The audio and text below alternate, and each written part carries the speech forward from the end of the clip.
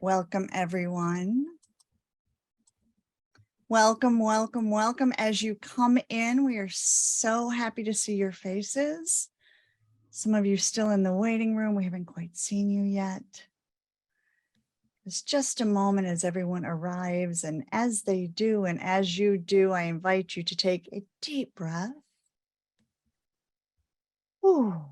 For many of us, it is the end of our day and our minds are full. We've had long to-do lists, and here is a time to let go of that a little bit and sink into community. Taking another deep breath. Okay, we may still have a few more who join us, but I'm going to go ahead and get us started. We've got a beautiful agenda tonight. Good evening or good afternoon or good morning, wherever you are. Welcome to the Compassion Consortium's Film Talk Night. Tonight, we're inspired by the vintage film, vintage now, Brother, Sun, Sister, Moon, and the work of the life who is featured in the film, that of Saint Francis of Assisi, a mystic Italian Catholic friar and founder of the Franciscans, who's known for his rumored interspecies preaching and for his commitment to peace. I'm Reverend Sarah Bowen, a clergy member here and a program director of our Animal Chaplaincy Training Program. And I'm joined today by co-founders Victoria Moran and Reverend William Milton, and you'll hear from both of them a little later this evening. A warm welcome to our guest panelists, Reverend Janet Warner Chapman, historian Elaine Hutchison, and tireless peace activist Reverend John Deere. And a warm welcome to all of you for joining us, and a big, big thanks to Phil for navigating us through Zoom land, as always. If you're new to us, I just want to give you a quick introduction to the Compassion Consortium. We are an interfaith, interspecies, and interspiritual community. Interfaith means we welcome people of any spiritual or religious tradition or philosophy or path or way of meaning making, and we feature a diverse range of those within our programming. Interspiritual means that we believe that underneath all of those, all of the world's traditions and religions and spiritual philosophies, there lies a commitment to three common values: peace, compassionate service, and love for all of creation. And finally, our community is interspecies, which means that we desire to consider the lives of and the potential needs for the many, many, many species that we share the planet with. So the consortium offers spiritual guidance and support and fellowship to vegans, vegetarians, animal rights activists, animal lovers, habitat lovers, environmentalists, anyone who cares about and wants compassion to increase for other species and this planet that we call home. If you enjoyed tonight's event, I hope you'll consider joining us for our next monthly Sunday service, which is going to be October 23rd at 4 p.m. Eastern. And our special guest this month will be Renee King-Sonnen, who's founder of the Rowdy Girl Sanctuary. So I'll go ahead and put that link in the chat tonight for you all. And William will be sharing a little bit more about some other consortium events at the end of our evening tonight. That's it for me. Over to you, Victoria. Thank you so much, Reverend Sarah, and how wonderful to have everyone with us tonight. We found out that Saint Francis is a very, very popular guy, lo these centuries after he left this particular planet, but he made an impact on this planet and on, I'm sure, all of us here. And it is my pleasure to be moderating a very august group of speakers who are going to talk about Francis and his legacy in their lives and in our world. Now, hopefully most of you were able to watch the film Brother, Sun, Sister, Moon. Could I see hands, regular human hands, for everybody who has seen this film either this week or ever? Okay, if you do not have to have watched it to enjoy this panel, but it's a beautiful, beautiful experience. So we'll talk a little bit about that too. But first, I just want to open this up to each of our esteemed panelists to just give you a little introduction of themselves and also answer the question in a very, very personal way. What does St. Francis mean to you? So we'll just go alphabetical by first names. Elaine Hutchison. Hi, I'm Elaine Hutchison. I'm a writer, historian, Quaker, vegan, farmer in training, and I'm a huge fan of St. Francis. I first discovered him as a young child. I was raised by two God-fearing, wonderful people. My mother was raised Church of Christ, and my father was Southern Baptist. And but I quit eating meat at a young age. And when I quit eating meat, because I perceived God in animals, or at least I saw something in there and I thought it was God. And so when I was told that animals didn't go to heaven, I was gutted. And, you know, I asked our minister, and no, they don't go to heaven. And it put a taint on the idea of God for me. But then I learned about St. Francis, and he was a light into my path. He redeemed religion for me because of the way he was and who he was in the world. Beautiful. Thank you. And Reverend Janet Warner Chapman. Hi, I give you greetings from Redding, California, in Northern California area. I am pastor at First Christian Church Disciples of Christ in Redding, and I am drawn to Francis, and in fact took a 3-month sabbatical, attempting to walk in some of the footsteps that Francis walked in Assisi, and have been fascinated with his story all the way back to a young child in elementary school, when I was a lover, still am, of animals, and wanted to create, even in our elementary school, a place where people could advocate for animal life. And so a friend of mine and I started this little club at 4th grade called the Kindness Club. And I got the idea because Francis, from what I had learned, understood what it meant to be kind to creatures, living creatures all around us, that we are brother and sister to all of them.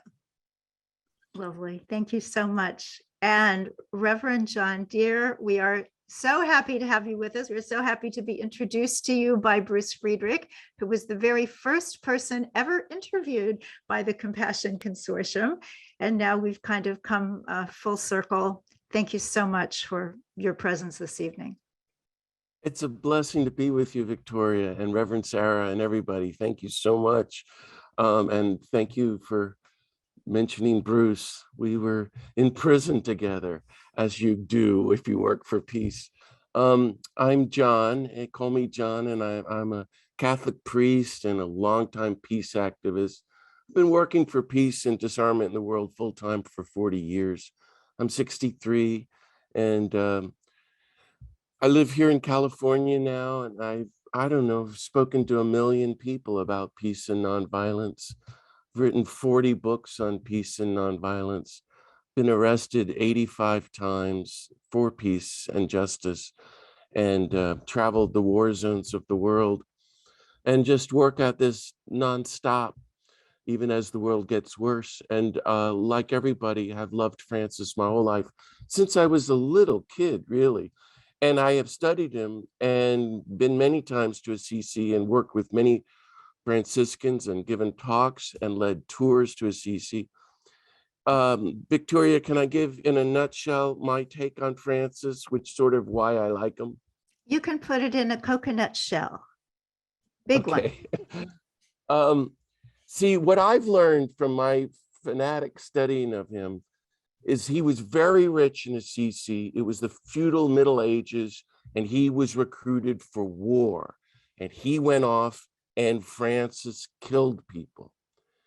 And then he was imprisoned, and then he had PTSD. This is how I see Francis. And he went into deep prayer. His parents and the whole village was outraged, and you get a glimpse of that in the film. But from then on, he was on a downward mobility journey. And so why I love him so much is and this will get to your next question. What's so unique about Francis and the challenge to all of us is he's a person of universal love. Victoria, universal compassion, universal peace, total nonviolence.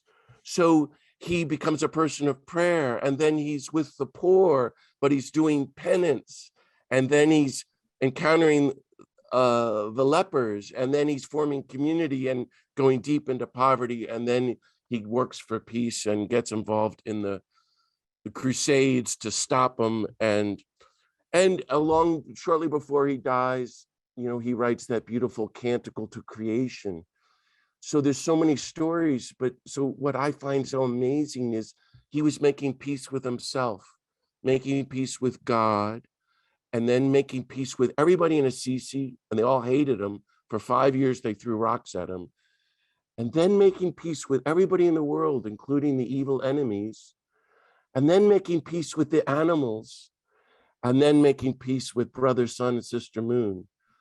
I mean, he really set the path for all of us.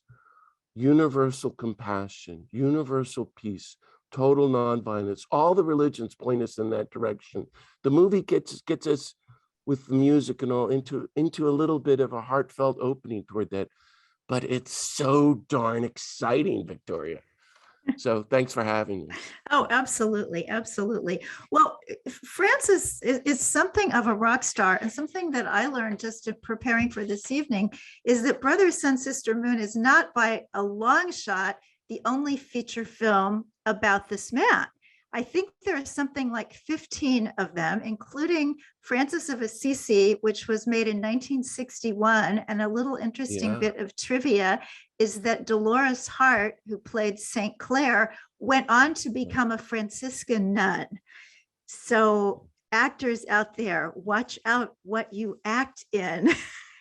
Because the method just might become the method of your life. So I think that Reverend John just answered so beautifully about the universal love and compassion.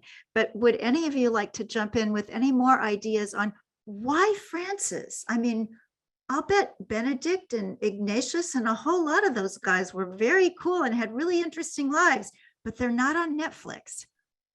Elaine. I think it's his goodness. He was so good.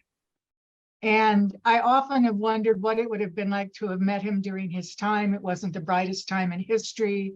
Holy Roman Empire was throwing its stuff around. And yet he started out with this really small band of brothers. And by the time he died, they were in the thousands. So I think he must have been extraordinary and exceptional. And I think his very goodness called out to people wherever he was. You remind me of something that Susie Welch said in A Prayer for Compassion. She said, I am fully Christian and fully vegan, and I am vegan because I love Jesus Christ. And I had never heard anybody say anything like that before, but I hear you echoing something like that the goodness and the love of someone on this planet can so exude from them and through centuries that it changes people. So I wanted to ask you about how you would describe a Franciscan theology in terms that would speak to a layperson, a Catholic, a non-Christian, a school child. If you want to live your life like Francis, how do you live it? Janet? My gut and a little bit of what Elaine shared goes straight to God is love. And I was reminded in the movie how much Francis relied on scripture and scripture, which is very clearly connecting us to compassion and love and what it means to love without boundaries, without this sense of ego and truly a selfless giving. So I think that I don't know a lot about the saints, not having grown up Catholic, but I know very few people in history that you can truly say lived a life like Jesus. And I think that Francis is one of those. And I was just making notes, rewatching it again a couple nights ago, how many parallels there were to what happened to Francis and what happened to Jesus. The rejection by the religious authorities, being thrown out, being persecuted by the ones that you would think he would have been embraced by. Yet he was embraced by the simpler creatures of life.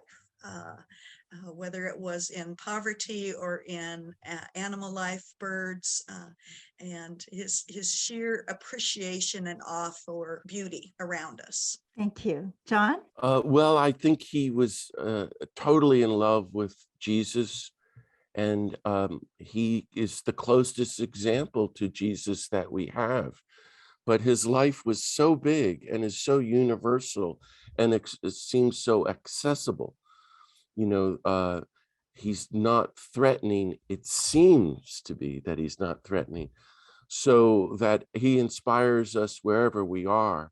And then he challenges us also. So his message is so simple, and yet it's so scary. Let go of all possessions. Have no money. Just walk free on earth during your life.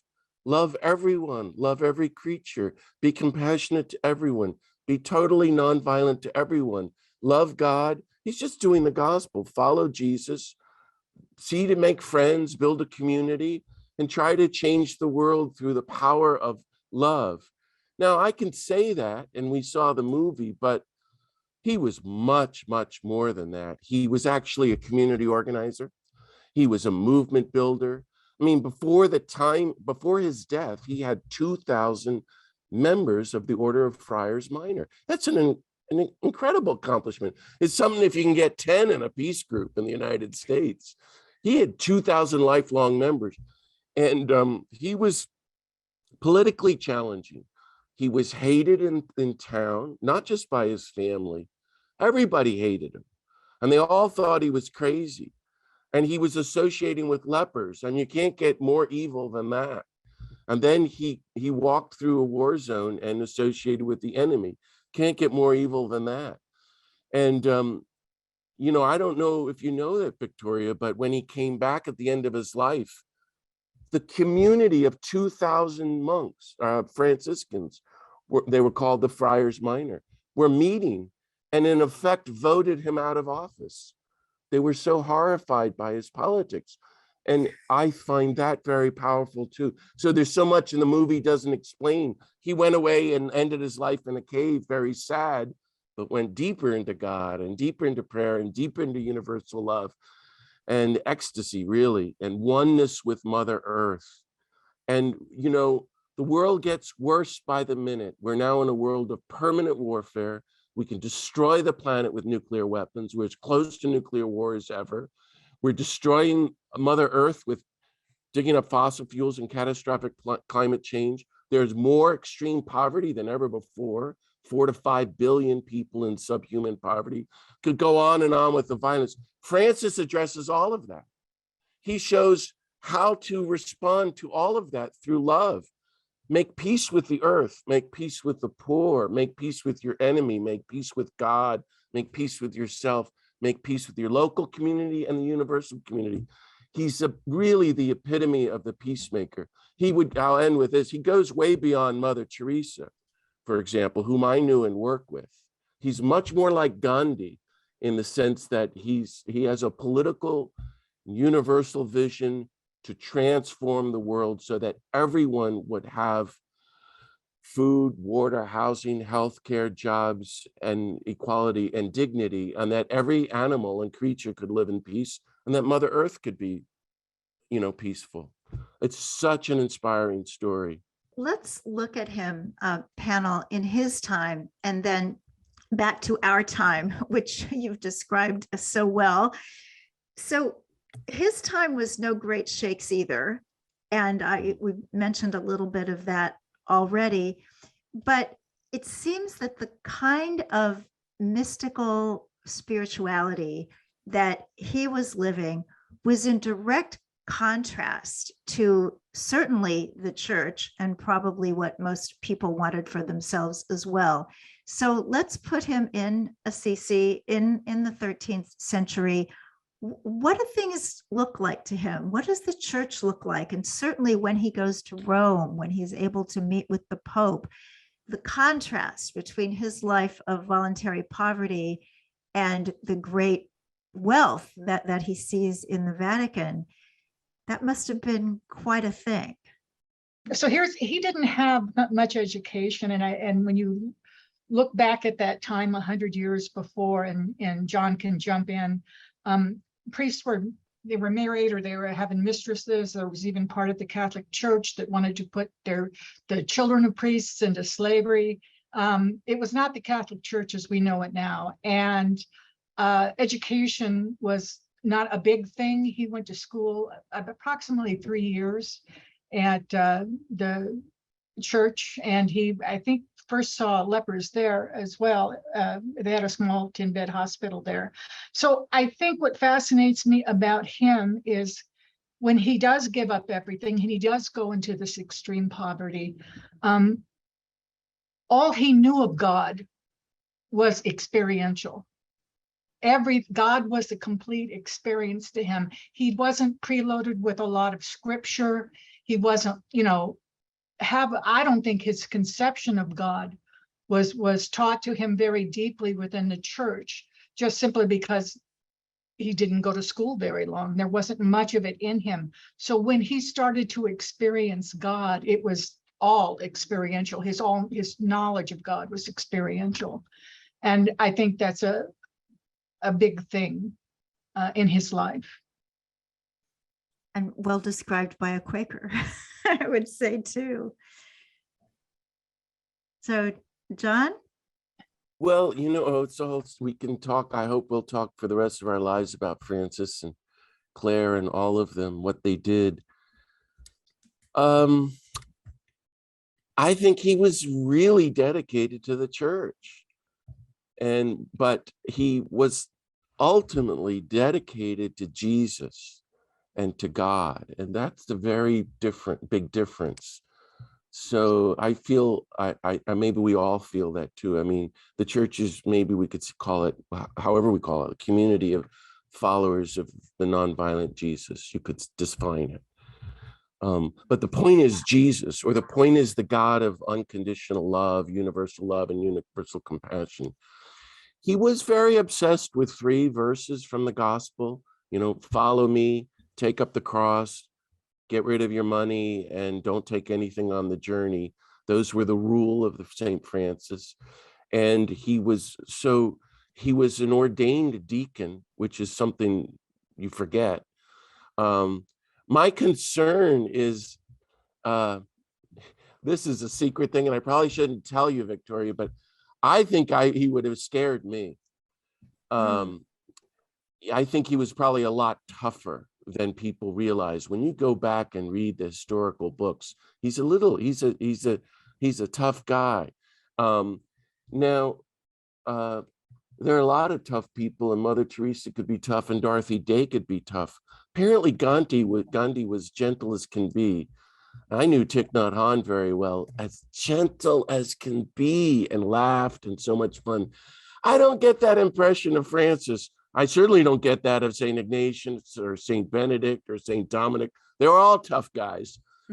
But maybe I'm wrong, because to get 2,000 people to join you like that, to get Clare and the women to come around him like that, and just turn their lives upside down. But everything was so hopeless, the Middle Ages, feudalism. It was all total violence, poverty, disease. You're going to be dead by the age of 25. And Francis has a completely alternative vision of life. And he makes it possible by forming a community and saying, let's do this. And he's very consistent with his nonviolence. and love, and wears everybody in Assisi down until eventually he becomes contagious and everybody joins him. That's why he's so mysterious to me. I can't quite pin him down or figure him out. But he is totally, I'll just keep harping on it, Victoria, a symbol and a teacher of universal love, universal compassion, and universal peace. There are very few people like that today in the United States. And that's what each one of us are called to be like, which means total nonviolence from now on, like Gandhi and King and Dorothy Day and Francis. And how can we just have hearts as wide as the world, including the creatures and Mother Earth? Anyway, I'll start preaching, Victoria, if you don't interrupt me. Oh, And nobody wants no, that. preach. So before we move into the present day, you did mention Clare. I remember when I saw Brother, Sun, Sister, Moon the first time back when I was young, I thought they had just put her in so that they could have a pretty blonde and it was a movie, but there actually was a Clare. And she did know Francis, and a Franciscan order of nuns was started and given her name. So talk a little bit about women in the church at that time and what was unique about Saint Clare. I was reminded how much I appreciated being a woman minister that tried to live out her calling for 35 years in an environment where it was often reminded that I probably was mistaken in my call. I somehow didn't quite understand what I'm doing because women don't do these kind of things. I was so appreciative of the role of Clare. I, of course, would have liked to have seen a little bit more of her story in the movie. I think she carried forward in some ways as much as Francis that mission of rebuild my church. You know, the call that Francesco receives from the crucifix. That whole phrase, rebuild my church, could be a mantra even, especially today. I think the church has, post-COVID, really needs to be rebuilt. We need a rebuilding, and I come from the standpoint that part of that rebuilding is in welcoming animals into worship. So that's where we are in doing some of that rebuilding. But yes, as a woman minister, I'm thrilled that Clare has a very strong presence. So I think you have brought it up to today. So let's talk about the Can I the jump in role- on Clare? Oh, Victoria? absolutely. You know, I think the movie probably does the greatest disservice to Clare. I think she's one of the greatest women in world history. Sometimes I think she's greater than Francis. And I'll tell you why. I mean, in the movie, they're portrayed as kids. Francis lived to be about 40.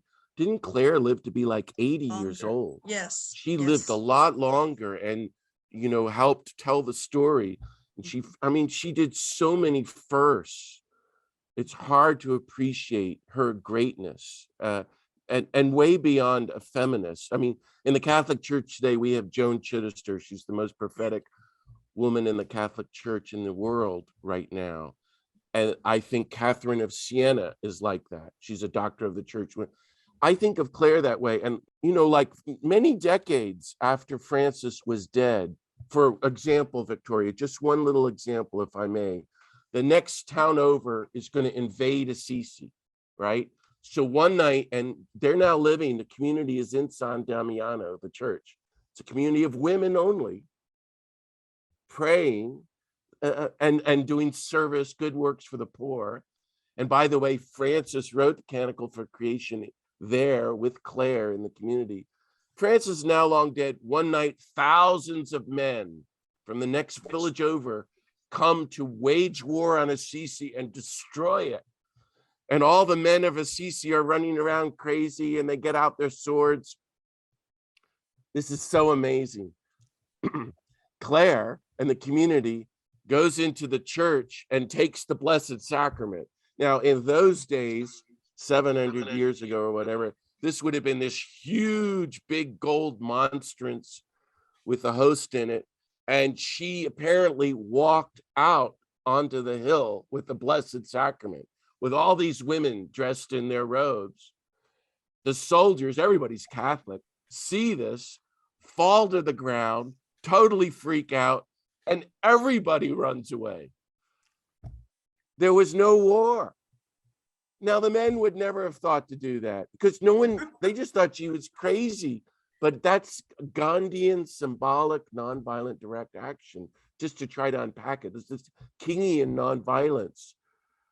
She ended a war. I mean, what a thing to do in your life. Besides, you could say, wasn't Claire, that's why the movie, isn't Claire nice? No, Claire is a giant, a peacemaker for the world, another person of universal compassion, universal love, and universal peace. She's an equal to Francis. I just wanted to add that, in my opinion. Thank you, John. Thank you. So glad you did. So let's talk a little bit about poverty, because that was a problem then, it's a problem now. And when I think about poverty, I think ending poverty. Let's lift the poor up, let's provide for them. But Francis also had the idea of becoming poor himself. So can somebody start us off on that whole idea? I think it's going to allow him to follow God in the way he wanted to follow God. I mean, he did not want to have even a container inside in it with the brothers, because the container meant that you would have to have something to hold. So the fact that he gave up everything, it allowed him to follow what he thought God wanted him to do freely. It was complete freedom for him. It was not a limitation. And back then, I mean, it wasn't that poor people simply had less, they had nothing and nothing. And, Thomas of Solano and talks about him mending his tunic with bark and weeds, nothing. But to him, that was complete freedom to experience God as God saw fit to reveal himself to Francis. That's my take on it.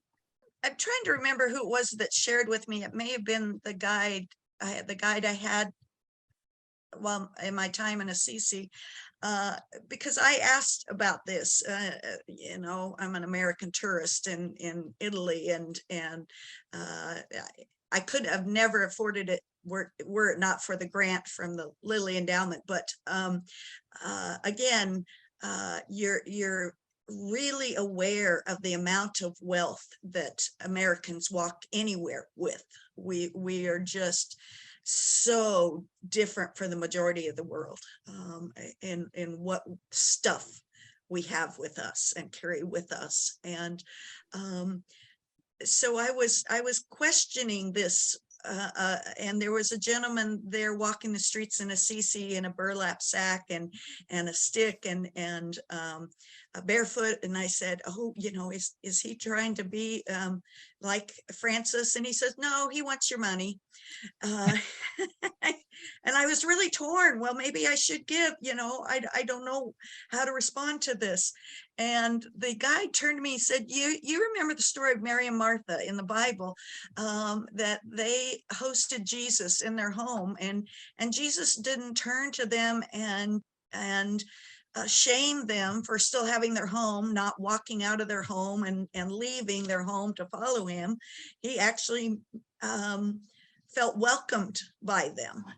And the guy said, I like to look at it that not everybody is called to walk away from the stuff. But he said, I think the real challenge is, do you own the stuff or does the stuff own you? And I so appreciate Francis's perspective, because he realized I think early on after coming back from the war, that how much possessions have the power to control our emotional and mental well-being. And Thank And so you. the battle becomes, as Americans, how do we separate our emotional and mental and spiritual well-being from consumerism all around us? Reverend John? Yeah, well, I read the Gospels and, gosh, the church is so, in the United States, so darn crazy today. All the churches, I think, obsessed with sex, for example. And Jesus never talks about it, but he talks about poverty and the poor morning, noon, and night. And the Beatitudes and the Sermon on the Mount are a call to side with the poor and to be with the poor and work to end poverty. And so Francis and Jesus is very clear. You cannot serve God and money. Francis just took the gospel literally and personally. All these people telling us to take the word of God and us fundamentalists and so forth. He's the real fundamentalist saying, okay, I can't own anything. So when I think of poverty in Francis, I think of he, number one, befriends the poor. And that's very important for all of us to really become friends with very poor people. And we can all try to do that. If you live in the city, actually know homeless people by name. Make them your friends for the rest of your life. Number two, serve the poor. And this is what Dorothy Day was getting at with houses of hospitality. Help with your local shelter for the homeless. Help with food distribution. Be in solidarity with the poor of the world in Haiti and in India and wherever, however you can. And tithe your money to the poor. But, then it's working, as you said, to end poverty. So what's so weird about Francis, as Dorothy Day said, is that Francis denounces poverty and embraces poverty at the same time. So he chooses it for himself and says nobody is allowed to be poor on earth. See, and that's genius. And this is his translation of Jesus and the Gospels.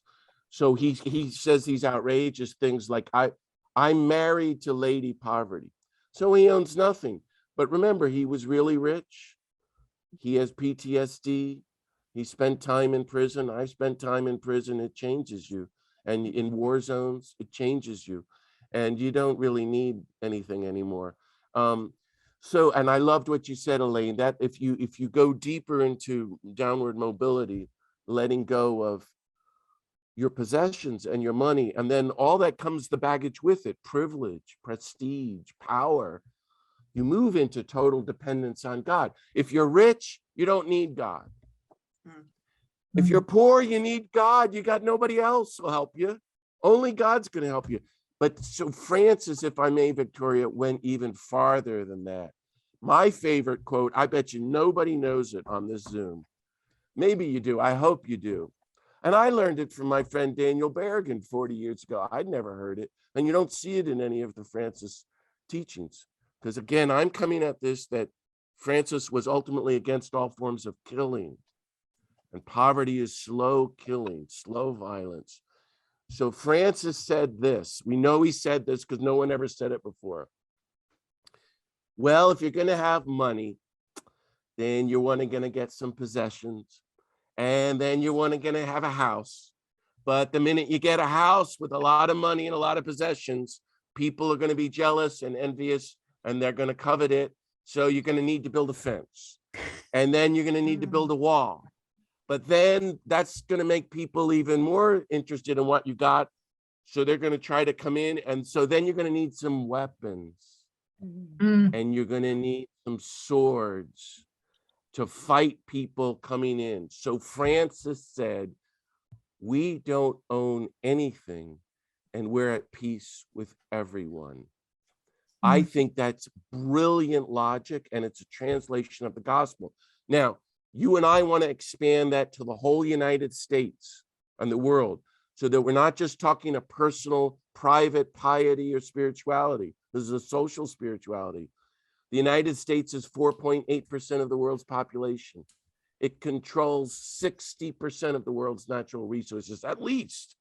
I mean, the statistics are probably much more horrible, like 50% owning 50 people owning 50% of the world's wealth. You see these statistics. Well, if you're going to hoard that much from everybody else, you're going to need a lot of big weapons, nuclear weapons, a massive military and arsenal.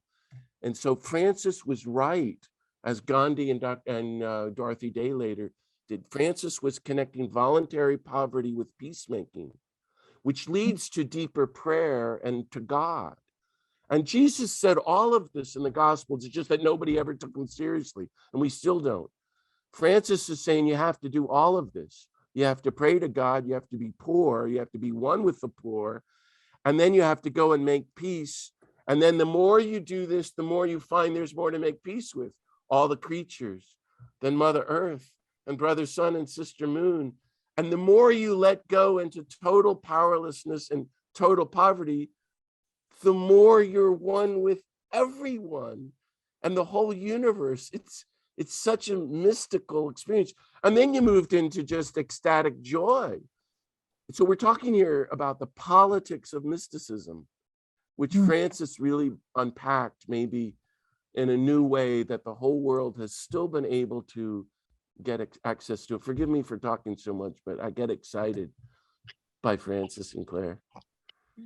Wow. Well, if your 41st book isn't going to be called The Politics of Mysticism, you might want to make a note of that. And yes, Corbett, you just beat me to it. I was going to go right from peace to animals. So worry not. I know we are the Compassion Consortium, and we need to bring in the critters. So who wants to jump in first with Francis and birds and talking to a wolf and being the Francis that we as animal people, vegetarians, vegans have come to love in a special way? I don't know if you caught in the movie that one of the phrases that I think it's Paulo says to Francis, you plucked God out of the air like a butterfly. And it prompted me to say, how is God like a butterfly? And there was a lot of images, and I don't know if the director of the movie intended to have such an antithesis between Francis's father, who uses phrases like, I will drag you out like a dog, you're a vulgar animal.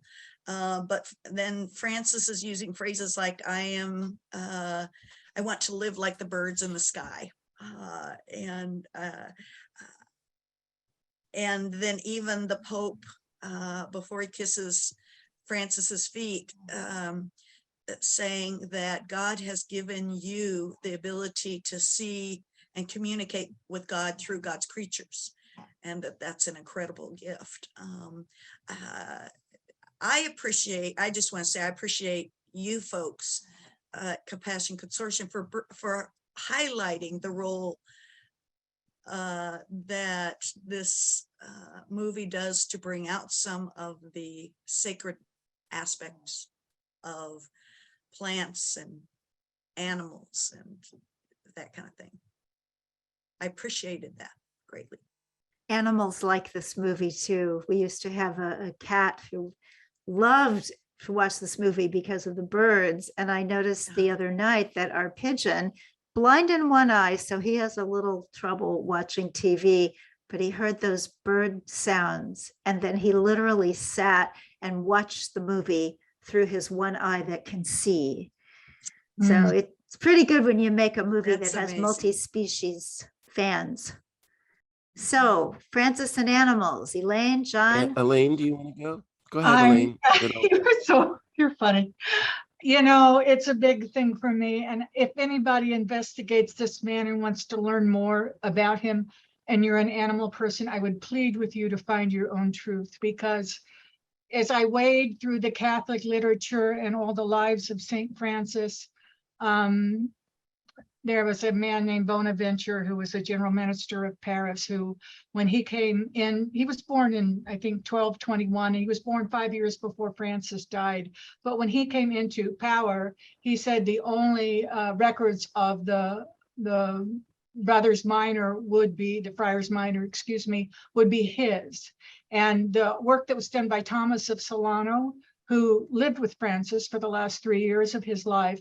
And he wrote 3 great works on St. Francis. The first one is called The First Life, the second one is called The Second Life, and the third one is about his miracles. But a miracle occurred in 2015 because Franciscan scholars had been finding little bits and pieces, and they're like, oh, that sounds like Thomas of Solano, but they never found the complete work. And then in 2015, a breviary was brought up on auction, and it was a completely new work that had not been seen, that was by Thomas of Solano. And it was a shortened version because the man who had first commissioned Thomas of Solano to write the first biography of St. Francis wanted a shorter version. But in this version that you can get, it's called The Rediscovered Life of St. Francis. You can buy it on Amazon. You can buy it from the Franciscan website. Some wonderful things came out, and it was about the animals. So when he talks about Francis preaching to the birds, he includes the phrase as if they were capable of reason. That hadn't appeared in any life of St. Francis before. When he's talking about the swallows of Albiano, as if they too possessed reason. When he's talking about how the wild beasts reacted to St. Francis, again, Thomas of Solano says, as if they were capable of reason. And then the other thing that Thomas of Solano says in this newly rediscovered life is that Francis did love animals. When he does preach to them, it wasn't that he was tired of preaching to people. He preached to them because he loved them. And then after he first preached to the birds, he came back and said, wow, I should have done that before. You know, he was really rewarded by that. But the other thing that comes through in this rediscovered life of St. Francis is he truly considered them brothers and sisters, not in some allegorical way, but they were brothers and sisters because they were from, as Thomas of Solano calls it, the one principle. And the one principle is God, and God created them all. And so that's the thing I get about St. Francis, that if we were able to time travel, I would want to see that. I would want to see that love and that kinship that came out in so many ways. I think he was I think he made the people of his time even look at animals in a different way. And that's the other thing about the movie when they talk about when I think it's Pope Leo says, you know, God has seen fit to, you know, I had to write it down. God, he's given you a most precious gift. He's given you the grace to approach him through his beloved creatures. And for me, it is seeing God in the animals. He's already there. He's not coming through. He's there. And it's me calling out my modern sympathies for St. Francis. But I really, truly feel that's what he was reacting to. Is that not God coming through the animals, God that was already in the animals?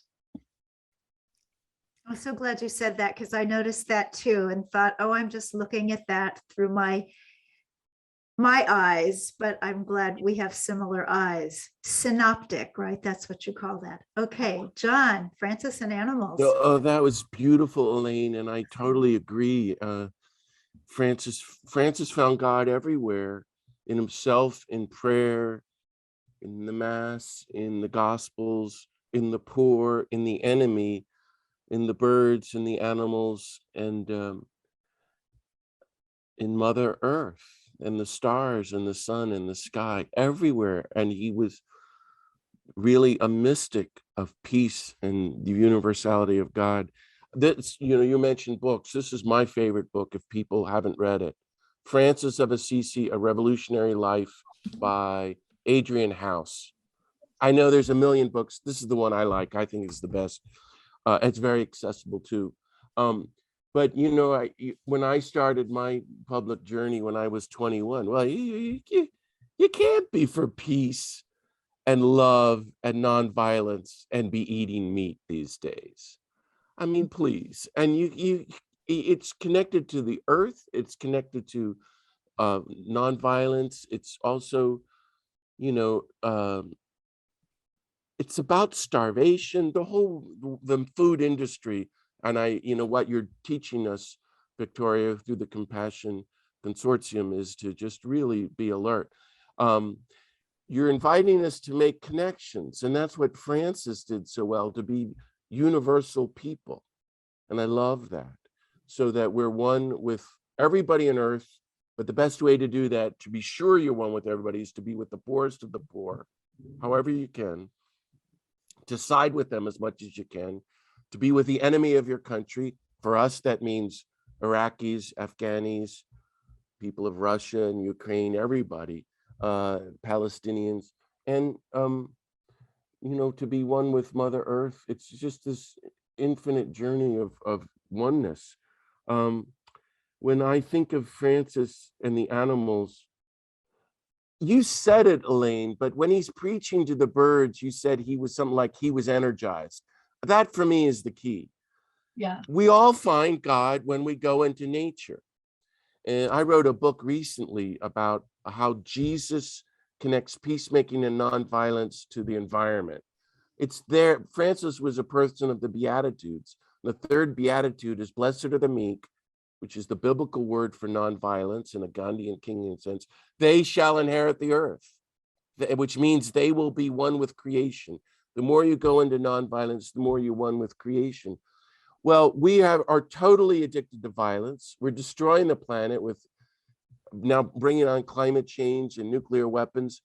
So we're not one with the earth. And really what all the spiritual teachers of the world right now have been saying in the last 20 years, like Thich Nhat Hanh and Pope Francis, have been get back in touch with nature, be one with the animals and with Mother Earth, and your own nonviolence and peacemaking, and begin to practice universal compassion, universal love.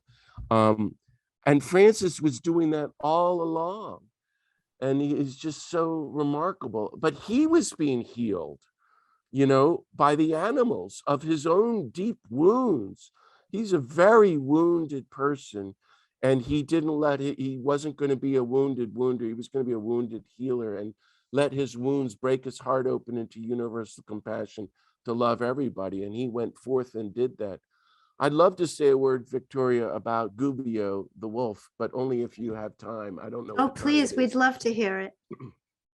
No, I love that story. Maybe everybody knows it. Wouldn't it have been wonderful if they had put that into the movie?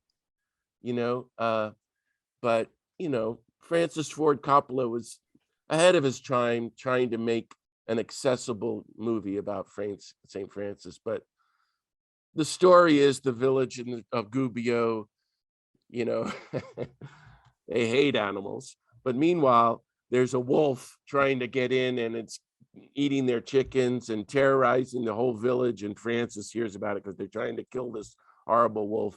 Well, Francis comes to town. Can you imagine? It's such a beautiful mythic story, right? St. Francis there, and he goes, well, I'll talk to the wolf. If you want me, I'll talk to the wolf and I'll straighten all this out, you people. You're all violent. Everybody's violent.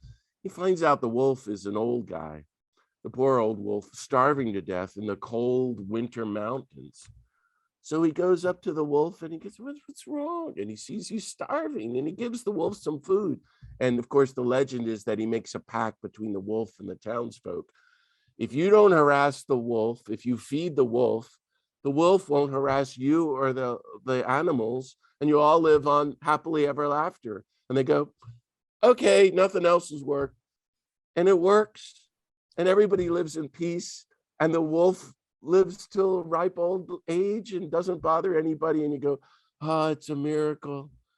No, that's the way we're supposed to be. Nonviolent to animals, nonviolent to one another, nonviolent toward ourselves.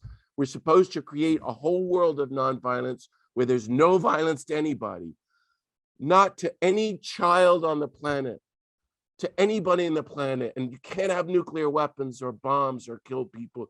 You can't have anybody starving to death. And of course, if we got our acts together and became totally nonviolent like Francis, we'd all learn how to be nonviolent to the creatures and Mother Earth. But what gets me, Victoria, is the true story. Now, I looked it up again this morning. Apparently in 1870, they were redoing the cathedral. I presume you know this, Victoria, in Gubbio. And that meant they were digging around, and under the altar, way, way down, they found a casket with the skeleton of a wolf. So it wasn't a mythic story. Oh, There really was a wolf, because they buried the wolf under the altar in the cathedral in Gubbio in the 13th century. They would never have done that. You wouldn't have an animal near the place. So it's very powerful, you know, that the whole village, because Francis became world famous very fast. And that touches me all the more. This is true. This stuff works. and a church was interspecies before us, Reverend Sarah. So we have a question here from Leslie. She's saying, I'm curious about how historically accurate the film was. For example, the lovely comment from the Pope to Francis. I wonder if the Pope really said that. Does anybody want to take on Hollywood? Well, you know, I'll take Well, that. I will after Well, go ahead. Elaine and Janet speak. I don't know. Come on, Elaine. No, I hope he would have said something. I hope my scholarship isn't deep enough to know. Oh, yes, it is, Elaine. Come on, give us something. I don't know, but I would hope something was said to that effect. But I honestly don't know about the conversation that took place in that meeting. Well, And I just think for the people who didn't see the film, the phrase that Pope Innocent III supposedly said to Francis was that we have gotten so concerned about original sin that we have forgotten original innocence, and sent Francis off to start his order. John? so, yeah, I don't think any of that happened. No. So it's all romanticized, and it was a lot scarier and harder and bleaker than we can imagine. You know, they now say Francis, because they investigated his bones 40 years ago, he died of leprosy and starvation and was probably blind. I mean, this is very, very serious stuff. Imagine if Mother Teresa had moved off to a cave and starved herself, which Gandhi did, by the way. He went on many fasts and by miracle didn't die. So a lot of it's watered down, but Francis Ford Coppola was just trying to offer us a parable to get us to go and do more research. That's why, you know, stories of how political it was when he was with the leper, you can't grasp that. And what it means that Francis left the army. I mean, he should have been killed, you know, and they just thought he was crazy, which is why he probably wasn't killed. It's my friends, the scholars say. So much so, Elaine, I hope you all will laugh at this, but 20 years ago, some Franciscans and I tried to write our own script of a real movie of Francis. Now, I think the 1961 movie, Francis of Assisi, is very good. And I used to show it to students 30 years ago when I was high school students, not Brother, Sun, Sister, Moon. It's pretty good. It's pretty boring. But if you can stay with it, like in a Buddhist retreat, wow, it's pretty powerful. But they're all very dated. We don't really have anything because after all of this stuff he's doing, Francis takes on the Crusades. And nobody knows about that today. What Francis did is so in your face political. I had a friend who spent his whole life studying Francis. He's a Catholic priest and iconographer. He gets invited 15 years ago to give a weekend or a 3-day retreat to all the priests of Arizona about St. Francis. Doesn't that sound lovely? By the end of it, they all said unanimously, if that's what St. Francis really is, we want nothing to do with him. And I think there's like if we really understood the radical message of Francis, if we really understood Jesus, we probably wouldn't want much to do with him either. And yet I love the movie too, because the world is so difficult and it's so easy to despair that it's an image of, you know, we can go forward and gives us hope. But anyway, maybe Janet or Elaine want to speak now.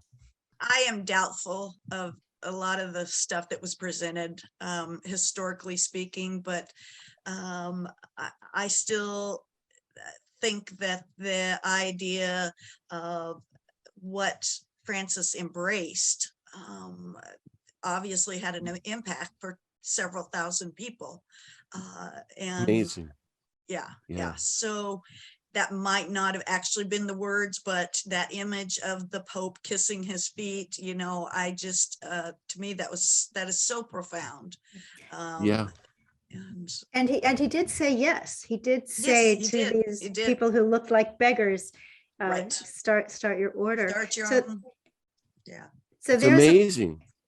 there's a amazing. question here from Lisa. I think this is another one about do you think something really happened? And that is that Francis is said to be the first person to have received the stigmata, the marks of the crucifixion, when he was off on a mountain for 40 days of prayer.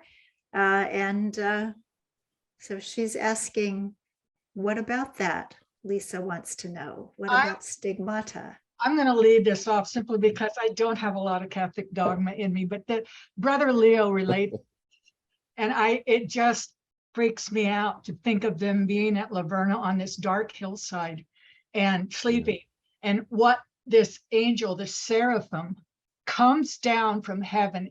The seraphim had 6 wings, and Brother Leo goes into detail about it. One pair was vertical, one pair was out to the side, and one pair was pointing down. And he just comes down and he just blasts St. Francis with this fire and starlight. And then he carried, instead of having to be in a church where there was a crucifix all the time, he carried the crucifix within him after the stigmata. But one thing I found very fascinating in Solano when he talks about it, we talk about the wounds of Christ, and when we see stigmata on Father Padre Pio, they are wounds of flesh that are in the hand and stuff. But the way Solano described it was like the nails were in the hand, skin was still covering the nails, and the nails had not protruded through the hand, so that the wounds were actually at first not real wounds, but the nail was actually in the hand itself, the way it was described with the skin over the nails. But I've always wanted to kind of be on that hillside when that seraphim appeared. I think that would be cool. Well, John, we have to ask you, as you know, All right. the resident Catholic priest, tell us about the stigmata. Yeah, but I was a Jesuit for 32 years. Now I'm a diocesan priest. So we had always have different takes. I remember once I was with the famous Franciscan, my friend, Father Richard Ward, trying to explain St. Francis to him, which is very funny. But I do think it needs to go back to the story of the Crusades. So if I could just say a word about that. Please so do. Apparently, I don't know the year 1219, right? And he gets the stigmata 1222, 23, dies in 1226, whatever. It's so hard to grasp this. So to be Christian is to be Catholic. Okay, fine. And the goal is to kill the evil heathens. Who are they? Muslims. For Jesus. And this is, we're doing the same thing today, if you realize it. Christians are the ones building nuclear weapons. Christians are the ones waging war. And we're talking thousands and thousands of people. The cardinal led the slaughter. Cardinal Pelagius, and there's all these priests, and this was it. We're going to go kill these evil people for Jesus. So in Adrian House's book and many other books, there's a big book about the Sultan and the Saint, which you might want to get if you want to pursue this story. It's critical because this is the climax of Francis. And I didn't get this until a few years ago when I was in Assisi with my friend who's a Franciscan scholar. To walk to where the battle is going on, maybe it took a year to get there and back. And Richard agreed with this. But no, Francis is walking through blood.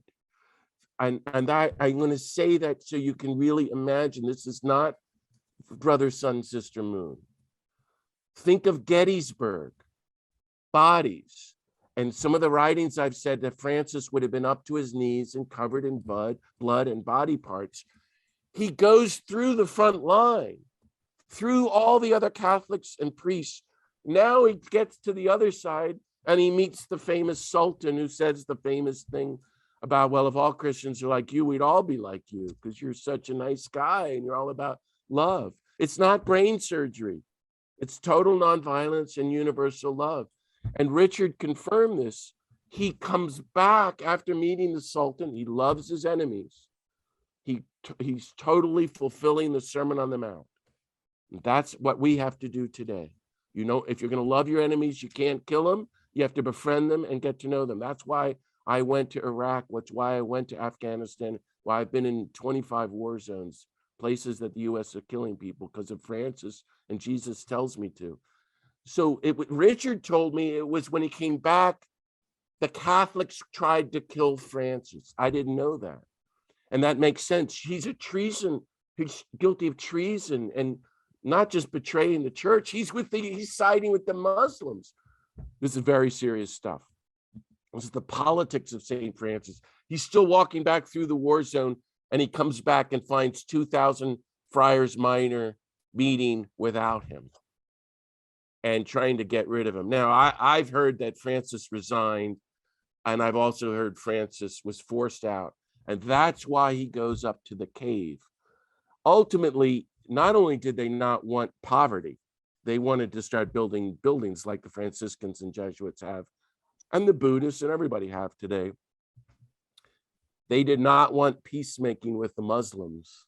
You know, this is very serious stuff. You can be killed for that. So when Francis goes now, and the reason why I'm bringing that up is, as I understand it, Elaine, this is the deep stuff about Francis. He had 2 prayers in the last 10 years of his life, which are not fun, Elaine. This is really scary prayers. And I'm going to frame it that way so that it's not brother, sun, sister, moon. Number 1, Jesus, I want to feel in me the love you had for everyone and all of creation. I want to not only have that much universal love, I want to feel it exactly as you felt it. Secondly, Jesus, I want to go so deep, I'm translating that into universal love, universal compassion, and total nonviolence, that I feel the suffering that you suffered. I want to love you so much that I'm living your life. It's no longer me, but your life and your death. So he's praying that morning, noon, and night. He's totally rejected. He's totally depressed. He's up in that cave. I've been there. It's very scary and cold. I didn't find it. It was very sobering experience for me to go there and think what it would be like to just go off to a mountaintop to die, basically, after you've been so famous. But you're so hated now, and you're such a failure, and your whole life has collapsed. Your whole community is kicking you out, and only a few friends are staying with you. So it's Jesus morning, noon, and night, and then he receives the stigmata. So it was that helped me, Elaine, to understand the story, that it was a fulfillment of his prayer of solidarity with Jesus and all of the suffering humanity and suffering creation. And therefore, he was a bodhisattva, as the Buddhists call it, a person of perfect, universal, compassionate love. Well, then the scientists are saying he was full of leprosy and he starved to death and he was blind. Well, that makes total sense. And they bring him back and, oh, he's a saint. And isn't he lovely? And he dies, and let's canonize him and build a big basilica. And here we are today. And Assisi is a very wealthy place, as is much of Italy. And so to see Francis today, we just have to go across the town to among the poor, or go to Haiti or India or Honduras or Mexico and be with the people who are not welcomed. But what challenges me, and I'll end with this, Victoria, and Elaine and Janet, maybe what you think of this. I've been scared of that prayer. And I've been to prison. I faced death squads. But to love as much as Jesus loved, even to the point that Jesus, I'm willing to share in your suffering love. Like Gandhi lays down his life. Archbishop Romero, Martin Luther King, they're assassinated. Can I say, yeah, Jesus, I'm willing to be arrested and imprisoned for working for peace here in the United States. I'm even willing to be killed for your politics of universal love, because love is not really brother, sun, sister, moon. It's oneness with the Muslims and the creatures and Mother Earth and the Hindus and the Jews and the Buddhists, the whole human race, the whole creatures, the whole universe. Now we're getting into God. Into God. Well, we're going to die anyway, so what have we got to lose? Let's go for it. That's what I've decided. But John, I hope I did not mean to make light. I hope I did not make light of that occurrence. No, I know. I'm just, It was just to think about being, nothing is darker than the countryside in the middle of the night. And for Brother Leo's description of this seraphim coming out. right. Yeah. So many times Yeah. we think miracles don't happen. And I don't believe these people lied. I don't believe they made this up. No, I don't either. It's No. bestowed on him. I mean, I didn't want you to think it was like I was glorying in the fantasy experience of it. Again, it is the effect that he had on people around him, and to see the seraphim coming down and bestowing the wounds of Christ in the middle of a dark Italian night, it must have been something to see. That I hope that's what came across. Well, this has really been stunning. We do have one more question that was actually the question that I wanted to ask as well. So I know, since it came from Debbie and the Gang of Fur as well, then it really needs to be asked. And that is, I wanted to get your take on the current Pope, who took the name of Francis, and he's certainly spoken out more than any predecessor on behalf of non-human beings and the natural world. So how do you think Saint Francis would feel about Pope Francis if he could weigh in? Yeah. I know it's a tough question, It is. for the non-Catholics. I would love to ask, why do you think it's taken this many years for a pope to take on this name? So many other names popes have taken, but they have avoided the name of Francis. And I think John hit the nail on the head when he said, I feel like if we took seriously the prayers that we pray in worship and the prayers that we pray at our bedside, we truly took those, then is it Anne Lamott said we should all be wearing construction hats and on our knees or hiding under a desk, because it's, if we really believed what we were saying, look out. Right, and we do. So we're going ahead. The popes, most priests, most bishops don't like Francis. Nobody likes Francis, really, because if we don't, what I'm trying to say is we don't want to be fans of Francis. I'm a fan, Victoria, of Paul McCartney and Elvis. Too. I know, and I got to meet him too. But I'm not a fan of Francis. And I definitely don't want to be a fan of Jesus. We want to be disciples of Jesus, and therefore disciples of Francis and Dorothy Day and Thich Nhat Hanh, all the great peacemakers of history. I think Pope Francis myself is, he's been on a big journey. He was a Jesuit. He did some really terrible things in the 1970s. I did not like him then. He would have punished me as I was punished here in the States, as he punished young Jesuits in Argentina. He had a conversion later on. People don't really know that story. So he's trying to make up for lost ground. He's more like Romero. But he's been very intentional about a number of things: solidarity with the poor, mercy and compassion. And he has spent every day, he's talked about the poor, the migrant, the unwanted, welcoming them, and ending poverty, being merciful. His word is mercy, but it's a language word. You might use compassion. But then it's very, very hard to unpack the power of Laudato Si. And I hope Everybody on this Zoom will read it. His famous statement against climate change and climate injustice and for protection of Mother Earth as our common home. He uses the language of St. Francis's Canticle of the Sun, brother, sun, sister, moon. So it's amazing. And Robert Redford, who's a longtime environmentalist, said there would have been no Kyoto Accords without Pope Francis's document. It's very hard for us to see. We only 100 years from now will people realize what Francis has done. So for the earth. So 7 years ago, some of us went to Francis. Francis knows me. He's read my books. And we asked him to write an equal encyclical on peace and nonviolence.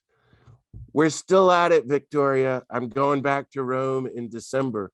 When we had their first meeting, the number 2 cardinal said to me, well, you write the Pope's next statement on peace, which I did, and you can look it up. It's called Nonviolence, A Style of Politics for Peace. It came out in the World Day of Peace, January 1st, 2017.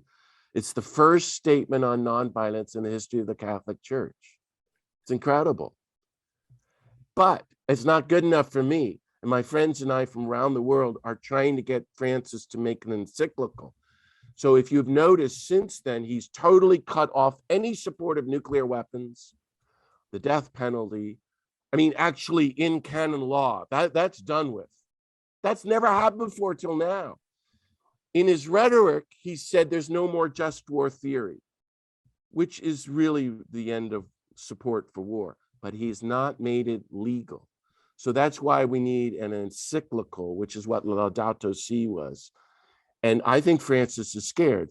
And of course, Janet and Elaine and all of us, he needs to make changes about the Catholic Church's role with women and open up all ministries to women. That has to happen. I mean, Francis was ahead of his time.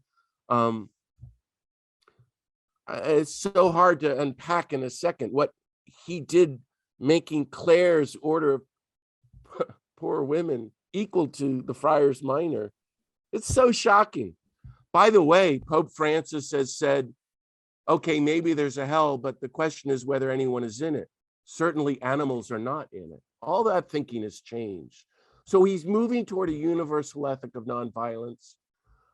He's the most radical and progressive Pope in history, and he still has farther to go. Say a prayer for me when I go back to Rome in 6 weeks. You know, and I think he's the brightest light in the world. And it was interesting that he did not get the Nobel Peace Prize last week. His messages are being completely ignored. So, for example, he's not been unilaterally condemning Putin for the war in Ukraine. He's been saying NATO and the United States have kind of boxed Putin for 15 years into a war. The United States wants war. I've known that all along. Anybody in the peace movement with half a brain can see what we've been pushing Putin for a war. Francis just came right out and said it. And then last week in tears, he begged Putin to end the war. But he's saying the same thing to Biden and to NATO and to the world. And so his messages are being totally ignored in the mainstream US media. You have to really search to find what Francis is saying. We've never had a religious leader saying this kind of thing. He's gone way beyond the Dalai Lama. Francis, Thich Nhat Hanh and I were going to do a retreat for Francis, but Nhat Hanh had the brain hemorrhage. Francis is moving, but he's got so much going on. Anyway, you know, pray for him. I think he's a bright light in the world, and we all need to step up publicly as Saint Francis and Pope Francis have done and make the connections for peace with the creatures, peace with Mother Earth, peace with the poor, peace with the whole human family. And then we can find the peace with the God of peace. Then we can begin to claim we're followers of the nonviolent Jesus. Then we can really enter into what you're talking about, an interspiritual, interspecies, interfaith universal compassion, which is what the meaning of life is all about.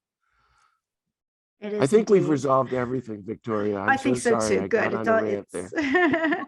Well, amen and hallelujah. And we've already, I think many of us on this call have been praying for Pope Francis to go vegan for at least 3 years now. So we'll just add on all those other things. And bon voyage when you go to the Vatican. So we are on a schedule. We want to be honest and clear and let Reverend William wrap us up and finish by 9:30. But if anybody wants to just hang around, this would be considered the, I don't know, coffee hour or whatever would be happening if we were all in a room together. Some of us can stay for a little bit. Reverend William, turning it over to you. Well, obviously, I'd like to thank everybody for joining us, and in particular, this amazing panel. I mean, this has just been truly, truly amazing. And I'd like to close with a couple of announcements and then a prayer that was written in honor of St. Francis. So first, the announcement. So on October 23, we'll have a spiritual service, and it's going to feature an interview with Renee King Sonnen.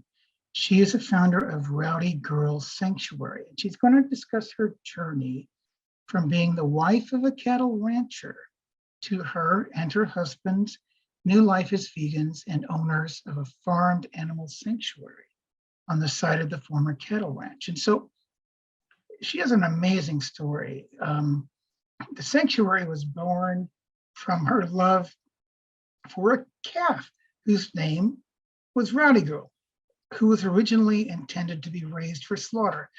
But feeding and caring for Rowdy Girl opened Renee's eyes and heart to the land and to the other animals who live on it. So she borrowed the calf's name and founded Rowdy Girl Sanctuary, creating the world's first successful cattle ranch transition to a 501c3 nonprofit sanctuary model. And then she and her husband and the sanctuary launched the Rancher Advocacy Program. And this program is designed to assist other cattle ranchers to make the transition from a animal-centric to a plant-based centric farming. And what I understand is that she now is working with 3 different cattle ranches to make this transition. So the next thing I want to announce is the Compassion Consortium is working with the Spiritual Forum to co-host a Road to Eden, a whole planet spirituality forum and retreat. And this is on October 28th to 31st. It's at Unity Village in Missouri, which is near Kansas City. Victoria and I are from Kansas City, and it is a wonderful place. So yes, please go there. You'll love it. So there will be 3 days of inspiration, learning, renewal, and collaboration as we co-create a world that works for all beings and the planet. The keynote speaker will be Jean Bauer, whom you all know, activist, best-selling author, and president and co-founder of Farm Sanctuary, the very first animal rescue and advocacy organization dedicated to farmed animals. So this is a good time for you to meet the Compassion Consortium spiritual team and other members of our community, and just have a great time getting to know each other. And there is, if you cannot attend in person, there is a discounted rate available for a virtual attendance option. So now I would like to share with you a prayer. It's a prayer that I really love. It's in honor of Saint Francis. And I have tried really, really hard to figure out who wrote this prayer, and I just can't do it. So I have determined that this prayer was written by my favorite author, Anonymous. He's written a lot of, or he or she has written a lot of really good stuff. So now I want to share this prayer with you, and you can relax, you can close your eyes, however you would like to experience this prayer. Good Saint Francis of Assisi, patron saint of animals and the environment. You devoted your life to God by expressing a profound love for all his creations. You cared for the poor, you catered for the sick, and even preached sermons to animals to show us that all creatures are sisters and brothers under God. We call upon you to help us follow your compassionate example. Let us treat each and every single living thing with love and kindness. Grant us empathy to embrace all creatures as members of one family and offer dignity to all of God's creations. We ask that you inspire us in the name of Jesus to keep ever alive a sense of fraternity with all those beautiful and good things that Almighty God has created, and that you remind us of our serious obligation to watch over and respect animals in light of being one big interconnected family. So again, I just want to thank everybody, in particular the panel, for participating. Reverend Sarah or Victoria, do you have any other closing words for us? No, that wraps it, William. Thank you all for joining us so much. Look forward to seeing you at another Compassion Consortium event.